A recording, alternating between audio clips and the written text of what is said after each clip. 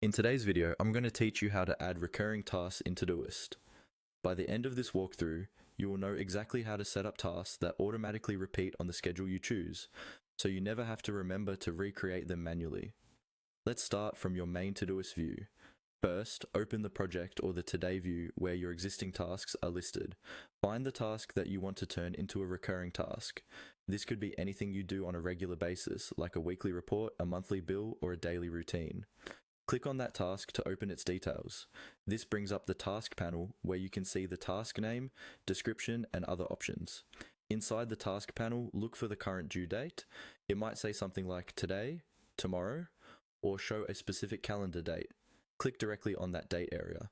This action opens Todoist's date picker, which is where you control when the task is due. Now, choose the starting date for your recurring task. This is the first time you want this task to happen. You can either click on a date from the calendar or select one of the quick options like today or tomorrow if that makes more sense. Setting this starting date is important because your repeat schedule will be based on it.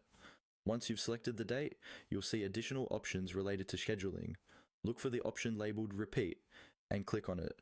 This is where Todoist lets you turn a regular one-time task into a recurring one. As soon as you click repeat, a list of repeat patterns will appear. From here, choose how often you want the task to repeat.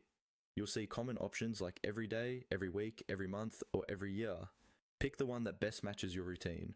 For example, if you want the task to appear every Monday, choose a weekly pattern and make sure Monday is selected. If you prefer something like the first day of every month, choose a monthly option that reflects that schedule.